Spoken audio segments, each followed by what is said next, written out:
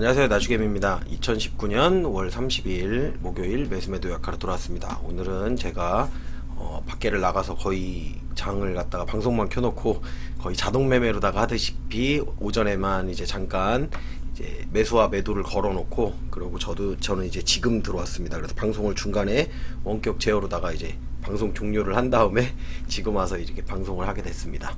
오늘은 방송을 안 하려고 하다가 하게 된 게 뭐가 있었냐면은, 어제 이제 주가가 더 떨어질 거라고 말씀을 드렸었는데 긍정적인 흐름이 하나 나왔기 때문에 제가 이렇게 들어왔습니다.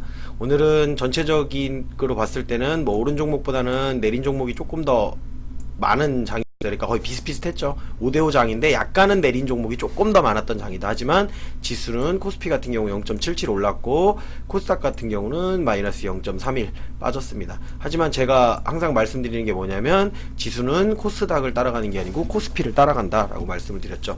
그러면 결국에 코스피를 따라갈 확률이 조금 더 많다라고 생각하고 보시면 됐습니다. 좋습니다. 현재 야간 지수 같은 경우는 지금 시간이 10시가 다 됐네요. 10시가 다 됐는데 뭐 나쁘진 않네요. 나쁘진 않게 이제 플러스 흐름이 나오고 있고, 우리 야간 지수 같은 경우는 약간 빠져 있긴 하지만 전체적인 흐름상으로다가 이제 흐름이 바뀔 수 있는 내용 같습니다. 제가 달러가 상승을 하면 상당히 안 좋은 흐름이 나올 거라고 말씀을 드렸었는데, 달러가 이렇게 좀 내렸습니다. 1200원대를 역시나 돌파를 못하고 다시 내려온 흐름이 나오면서 외국인 기관에 이렇게 수급이 같이 들어와줬습니다. 거기에 투신과 연기금 이렇게 들어와줬죠. 어차피 금융투자 같은 경우는 거래 위주이기 때문에 수급에 큰 영향을 미치지 않는다. 사실상 오늘 들어온 수급이 마이너스가 이렇게 기관이 컸음에도 플러스가 전체적으로 나왔다는 얘기는, 이제 차익 거래를 하는 금융투자를 제외한 나머지 기관들은 전부 다 매수에 들어왔다라고 생각하시면 좋을 것 같습니다. 거기에 외국인 매수도 같이 들어와 줬고요.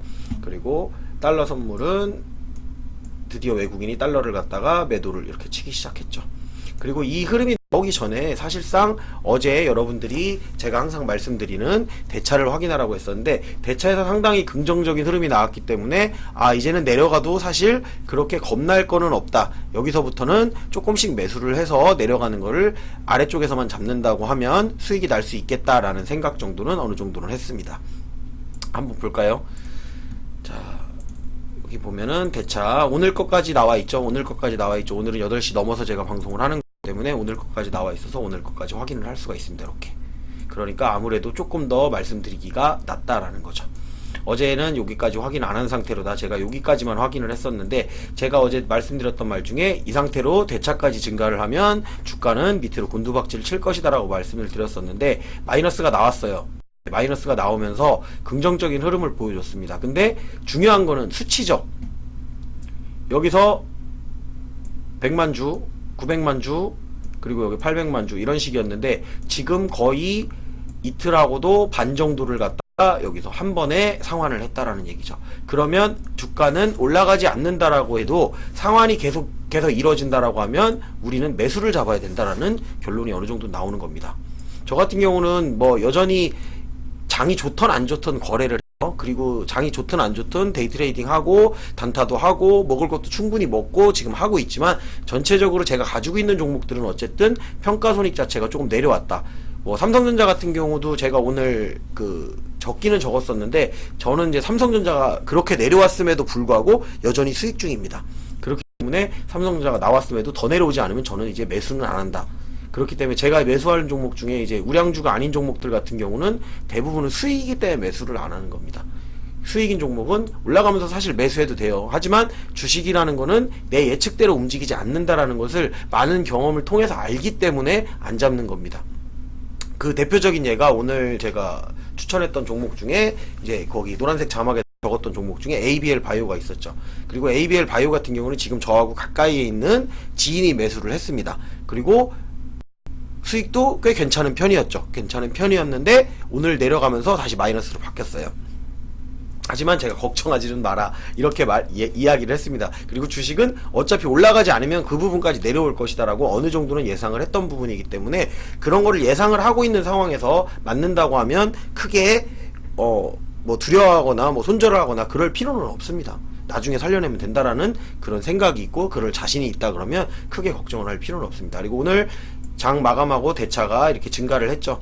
대차가 증가를 했다는 얘기는 약간의 개파락이 있거나 아니면은 장 자체가 내일 시작이 약간 내려가서 시작을 하거나 뭐 그럴 수 있는 가능성이 있다라는 얘기입니다. 하지만 어제 상환한 것만큼의 절반조차도 다시 대차를 하지 않았기 때문에 위로 올라가는 것을 어느 정도 막겠다라는 의지를 보이는 거죠. 위로 올라가는 것을 어느 정도 막으면서 횡보라든지 아니면은 올라간다라고 하는 것을 조금은 막았다라는 얘기죠. 그러고서 아래쪽에서 최대한 상환을 많이 해야 되기 때문에.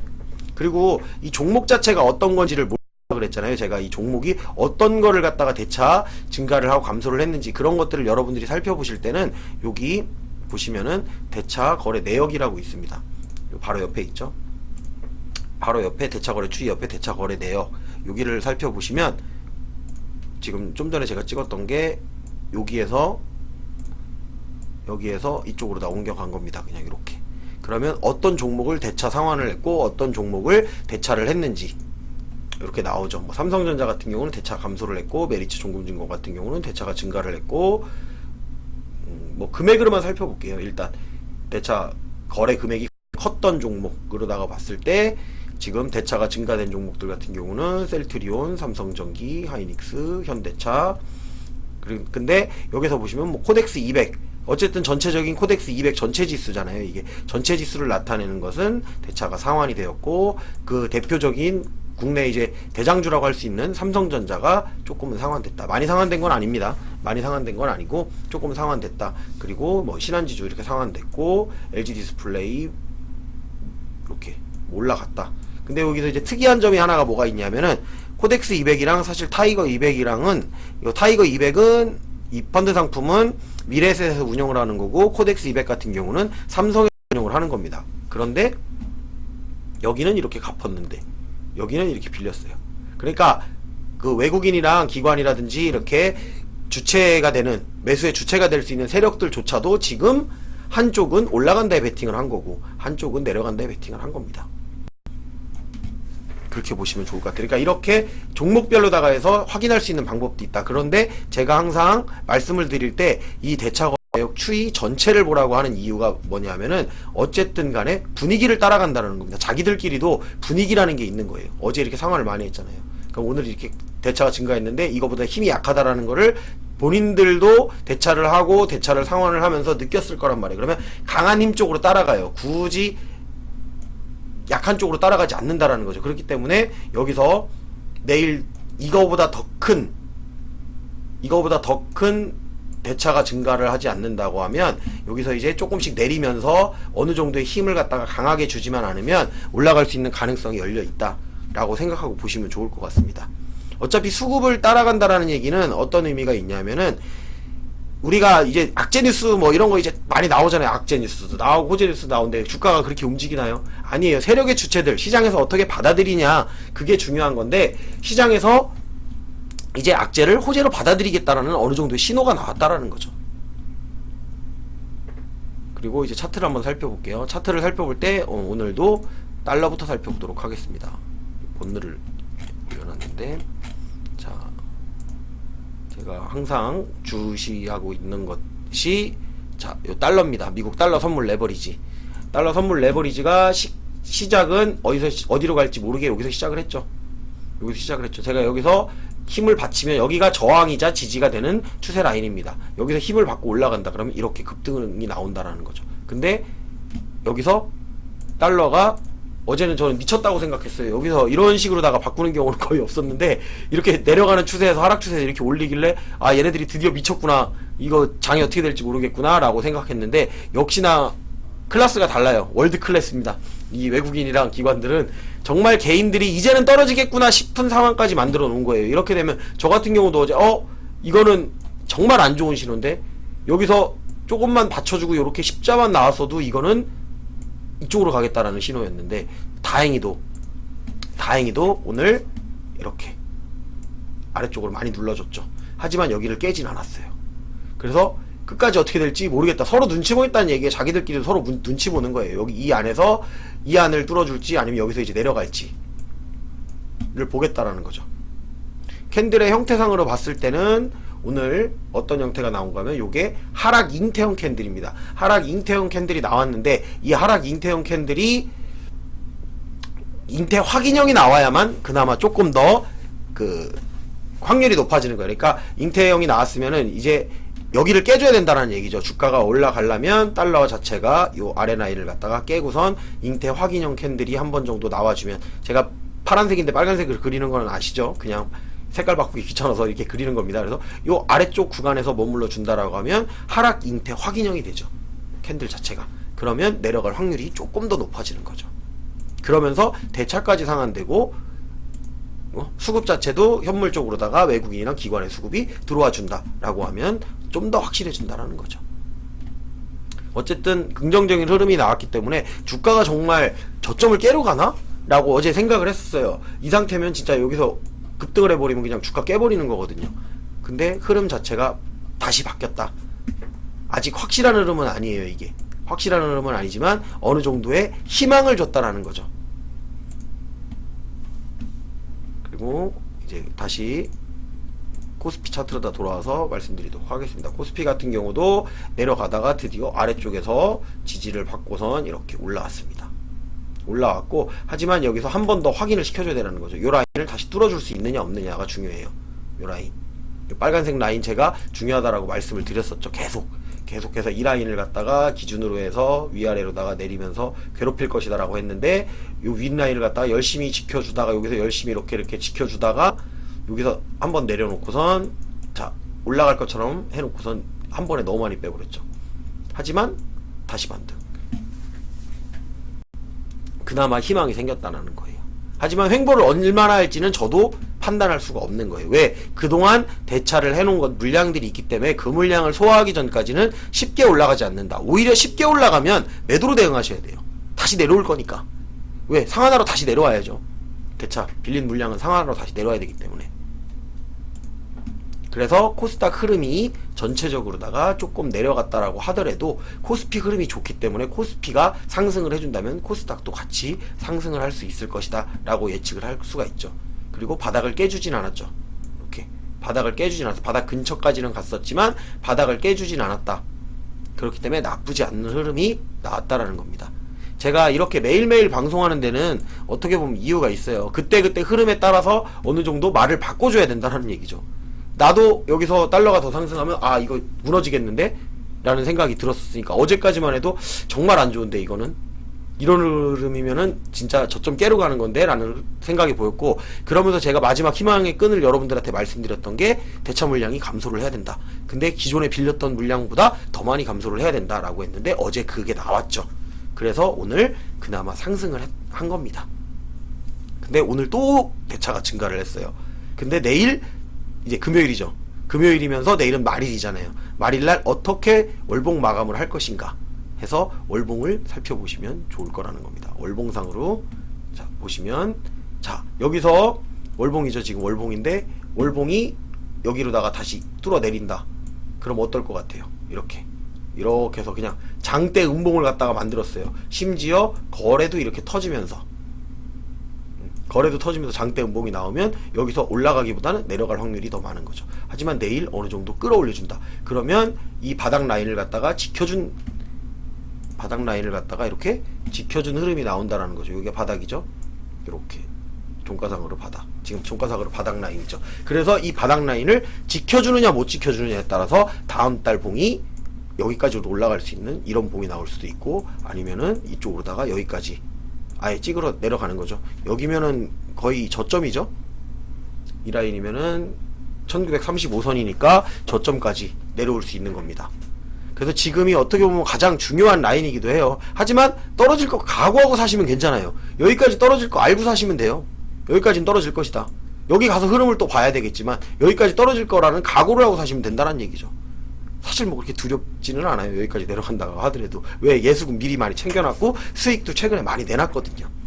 저 같은 경우는 지난번에 오히려 10월달에 입었을 때보다 더 내려간다고 해도 예수금이 더 많은 상황이기 때문에 지금은 불안하지가 않습니다.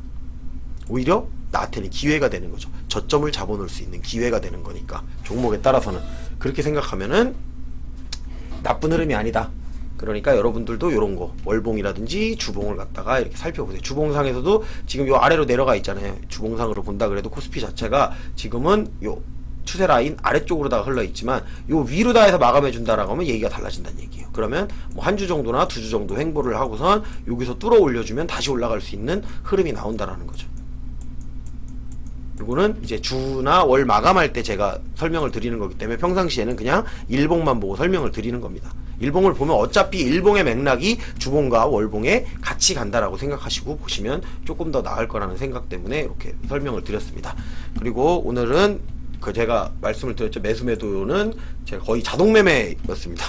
아침에 오전장에는 봤어요. 제가 10시 정도에 10시 조금 넘어가지고 이제 출장을 갔다 오는 바람에 출장을 가면서 이제 켜놓고 갔었죠. 그냥 방송을 켜놓고 출장 가서 시간에 맞춰갖고 살짝 들어와가지고 중간에 이제 매수매도 다시 살짝 바꿔주고 그 다음에 이제 방송만 종료한 그런 상황이었기 때문에 사실상 제가 보면서 거래했던 것들은 여기 한 3개 정도? 이렇게 3개까지 정도만 거래를 했었던 것 같아요. 요 3개까지 거래했고 나머지는 매도 걸어놓고 매수 걸어놓고 그냥 나갔다 온 겁니다. 그리고 어제 이제 제가 방송한 걸 보시면서 질문하셨던 분들이 있었어요. 매수한 이유가 뭐냐? 이런 것들이 이제 좀 설명해주면 좋을 것 같다 라고 말씀을 해주셔서 자, 제가 파는 데에는 어느 정도 원칙이 있습니다. 자, 수급이 들어올 때 다요. 수급이 들어온다라는 거는 힘이 좋으면서 쉽게 말하면 힘이 좋다라는 얘기는 뭐냐면은 그날의 매수세가 강하다라는 얘기죠. 매수세 강한 거 어떻게 판단하세요, 여러분들은? 매수세 강한 거는 간단해요. 제가 예전에 그 검색식 만들 때 영상에 설명드렸듯이 체결 강도가 강하게 나오면서 거래량이 많이 터진다. 거래 대금도 많이 들어오면서 거래량이 많이 터진다. 그걸 보시면 돼요. 그러면서 힘이 들어오고 수급의 주체가 누구냐? 이제 그거는 입체 분석이라는 걸 통해서 여러분들이 확인을 하시면 됩니다. 외국인이 들어오고 있는지 아니면 개인이 들어오고 있는지. 하지만 얘네들이 입체 분석에서도 속이는 게 뭐가 있냐면은 창구를 바꿔서 거래를 하는 거죠. 어제는 메릴린치로 들어왔다가 오늘은 뭐 국내 계좌, 개인 계좌로 들어왔다가 막 이런 식으로 속이기 때문에 입체 분석만 보고 판단하기는 어려울 수 있습니다. 하지만 입체 분석을 여러분들이 살펴본다 그러면 입체 분석에 대해서는 제가 설명을 드렸었기 때문에 방송을 하면서 그 전에 설명을 드렸었기 때문에 따로 설명을 드리지는 않겠습니다. 궁금하신 분들은 검색창에다가 그냥 입체 분석 이렇게 치시면 나옵니다. 그러면은 이렇게 네모난 창이 10개 정도 나오면서 제1거래원, 제2거래원에서 주요 거래원들이 이렇게 나오는 거를 확인하실 수가 있습니다. 그래서 어느 주체가 이 힘을 강하게 넣고 있는지, 그리고 이 종목의 이슈는 뭐가 있었는지, 제가 오늘 이렇게 노란색 자막 지나가는 거 보면 ABL바이오, 아남전자, 삼성전자, 해인, 에어부산, 아시아나항공 해가지고 에어부산도 적고 아시아나항공도 적었죠.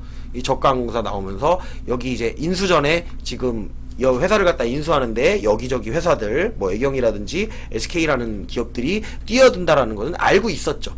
그리고 최근 수급의 흐름에서 에어부산이 어젠가 그젠가도 제가 적었었던 것 같고 들어오는 걸 알고 있었기 때문에 사실 에어부산은 안 샀었고 제가 뭘 샀었죠? 제가 원래 샀던 종목이 아시아나항공을 며칠 전에 매수를 했었죠. 매수를 했고 아시아나항공 같은 경우는 현재 수익 중에 있었습니다. 수익 중에 있는데 제가 드리는 말씀 있잖아요. 수익 중인 종목은 안 산다. 제가 수익 중인 종목은 안 사요. 하지만 에어부산은 수익 중은 아니었잖아요. 어차피 뭐 같은 돈이에요. 위로 다 올려사도 상관없어요. 아시아나항공 위로 올려사도 되지만 에어부산도 보였으니까 에어부산을 산 거죠. 쉽게 말씀드리면 어제 우성사료를 갖다가 제가 매수를 하면서 우성사료 적어놓고 제가 엊그저께인가 매수를 하면서 어제는 우성사료를 적어놨었죠. 제가 장중에 노란색 자막에다가 우성사료를 적어놨었는데 저는 안 샀던 이유가 저는 수익 중이니까. 하지만 사실 분들이 있으면 사라는 의미로다가 적어놓는 거예요. 그리고 제가 안 사는 경우는 그거예요. 수익 중이거나 아니면 굳이 여기서 안 사도 돼. 밑에 내려가서 사도 돼. 라는 것 때문에 안 사는 겁니다. 그리고 걸어놓으면 제가 걸어는 놔요. 근데 어디 걸어놨는지 여러분들한테 공개해주진 않죠. 사지기 전까지 이런 식으로다가. 사지기 전까지는 적어놓긴 하지만 어디서 샀는지는 제가 사줘야만 확인이 가능하다라는 거죠. ABL바이오 적어놨었는데 저는 어디서 샀죠? 올라갈 때 걸어놨는데 양봉에서 걸어놨는데 저는 한참 밑에서 샀죠. 여기서 사고 또 한 번 살라고 걸어놨던 위치가 어디였냐면은 오늘의 저점 부근이에요. 그러니까 사실은 2번에 걸쳐서 매수를 하려고 했던 거예요. 2개의 저항 라인이 있었다라는 걸 알고 있었기 때문에. 근데 살짝 아래쪽은 욕심을 냈어요, 제가. 욕심을 냈던 게 뭐가 있었냐면 여기서 한번 매수를 해놓고선 ABL 바이오를 여기서 내려가는 걸 확인하고 여기서 매수를 해놓고선 그리고 더 내려올 수 있는 구간이 어디냐고 봤을 때 저는 31,450원까지를 저점으로 봤습니다. 그래서 31,450원에 걸어놨는데 31,650원까지만 왔었죠. 사실은 950원, 900원에 걸을까 아니면 450원에 걸을까 하다가 위쪽에서 매수되는 걸 확인하고선 안 올 수도 있겠는데 그래가지고 제가 살짝 내려서 걸은 겁니다. 31,450원. 그러면 왜 종가에 안 샀느냐? 이런 식으로다가 마감하는 자리가 중요하거든요. 차트를 살펴보시면 알겠지만 마감하는 자리가 위로 끌어올린 꼬리가 길지 않죠. 꼬리가 길지 않고 이렇게 마감을 하는 경우에는 다시 한번 저점을 줄 수가 있어요. 그러면 제가 원하던 34,450원 라인에 다시 올 수 있다라는 거죠. 그럼 거기서 잡더라도 거기서 잡아야 된다라는 거죠. 그리고선 약간의 시간을 투자를 해야 된다. 그걸 알고 있는 거예요. 그렇기 때문에 시간 투자를 해야 된다는 걸 아는데 거기서 왕창 사들이는 사람은 없겠죠. 거기서 운이 좋으면 바로 올라가는 경우도 있어요. 하지만 내일 이 몸통을 갖다가 뚫어 올리지 않는다라고 하면 그 아래쪽에서 마감할 확률이 더 높아요. 그럼 더 내려갈 확률도 있는데 굳이 거기서 많이 사놓는다? 그런 것들을 알면은 비중 조절이 되는 거예요. 여러분들이 그냥 내려간다고 많이 내렸으니까 이제 많이 사야지 그런 생각을 가시지만 많이 내렸다고 많이 사는 게 아니에요. 내려가니까 무조건 사야지 그런 개념을 가지고 가는 게 아니고 사더라도 계획을 가지고 사는 거예요. 제가 여기서 샀다 그래서 이거보다는 살짝 손해가 났다 그래서 뭐 문제가 되느냐? 아닙니다. 이런 식으로다가 사면은 단가를 따라올 수가 있어요. 떨어지는 단가도 거의 근접하게 붙일 수가 있습니다.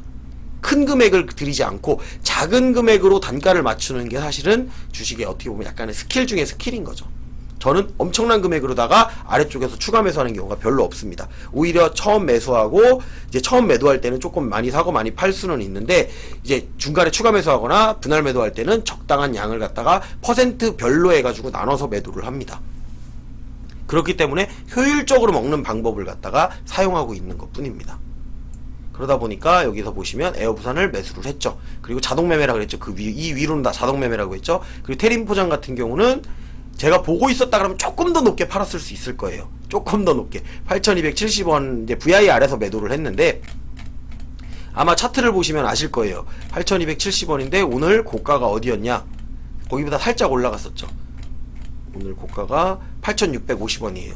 뭐 별로 차이 안 나는 것처럼 보여요. 근데 차트상에서 보다 보면 약간의 구간이 남아 있다라는 걸 알고는 있었어요. 거기가 고점 부분이었기 때문에. 근데 그걸 보고 있어야지 되는 거고, 여기서 팔아도 충분히 수익이 난다. 수익이 나고 있었기 때문에 수익이 난다라는 걸 알았고, 여기를 이번에 돌파를 못하면 내려갈 확률이 더 많다. 그렇기 때문에 이건 전략 매도로 대응을 해야 되겠다. 이런 생각을 하고선 매도를 한 겁니다. 그리고 스튜디오 드래곤 같은 경우는 예전에 제가 사서 수익을 한번 내놓고 그 다음에 이제 떨어졌죠. 떨어졌는데 계속 놔뒀어요. 떨어지든지 말든지 계속 놔뒀다가 오늘 추가 매수한 겁니다. 왜 제가 오늘 추가 매수했다 그랬죠? 이제는 흐름이 바뀌는 흐름이 조금 나왔었잖아요. 나왔다고 얘기했잖아요. 어제 대차가 감소하면서 바뀌는 흐름이 나왔기 때문에, 그래서 여기서 매수를 해놓으면 조금 더 떨어진다라고 해도 다시 이 위로는 올라오겠다라는 생각 때문에 매수를 한 겁니다. 수급의 흐름도 나쁘지 않았고요. 그리고 뭐 아남전자 같은 경우는 지난번에 40% 이상 수익을 냈던 종목이죠. 제가 요거 고점에서 매도했어요. 지금 차트를 보시는 분들은 아실 건데, 요거 얼마 전인가, 얼마 오래 안 됐죠? 오래 안 됐는데 전략 매도를 했어요. 전략 매도를 하고선 오늘 다시 신규 매수를 한 겁니다. 오늘 다시 신규 매수를 해서 오늘도 수익으로 마감을 했죠. 수익으로 마감했나요? 저도 지금 수익으로 마감을 했네요. 제가 2,945원에 사서 오늘 종가가 3,030원, 거의 3% 가까이 수익이 나 있는 상태입니다. 하지만 이게 계속 올라간다는 보장은 없는 거예요. 그냥 수급의 흐름을 봤을 뿐이지, 단지. 그리고 볼 때 뭘 보고 사시냐 그러는데, 차트하고 수급 보고 삽니다. 뉴스는 잘 안 봅니다. 저는 개인적으로 뉴스는 전체적인 큰 흐름, 대세적인 흐름만 봐요. 그리고 대차 확인하고, 흐름은 이러니까 여기서 사면 좋겠다. 하지만 개별 종목 같은 경우에는 뉴스는 조금 늦게 알게 되는 경우도 있고 조금 빨리 알게 되는 경우도 있지만 그 뉴스 때문에 사지는 않아요. 뉴스가 있는데 수급이 좋다, 그리고 차트 자리가 좋다, 그럴 때는 삽니다. 추세의 흐름이 나쁘지 않다, 이럴 때는 사요. 추세가 흐름이 바뀔 수 있겠구나, 이런 개념으로다가 사는 겁니다.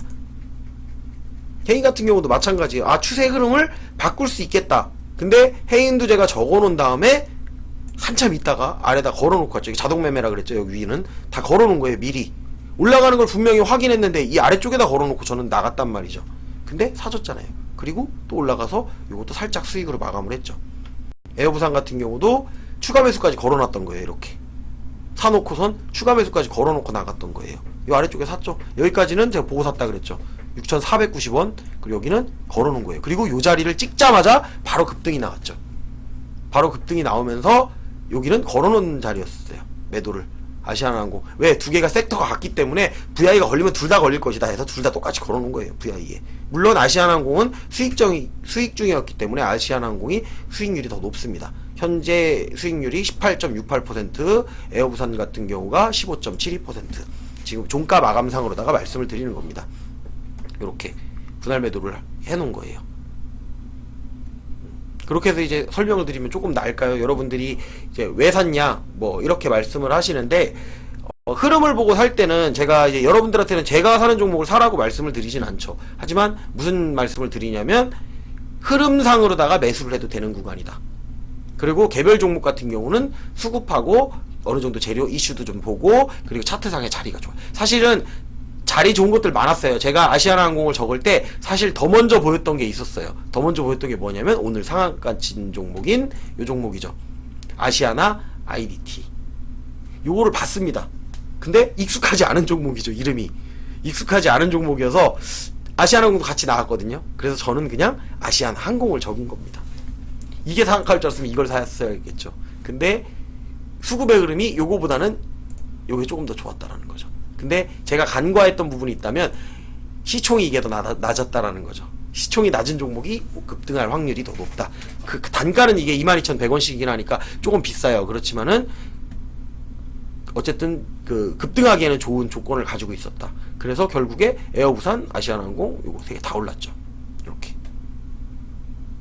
요게 나오는 종목들이 데이트레이딩 단타라고 제가 적어놨죠. 어디서 매수하는지는 안 나오는데 살 수 있는 구간이 나오는 종목들이 여기 나옵니다. 근데 잘못 사면 이렇게 되죠. 그쵸?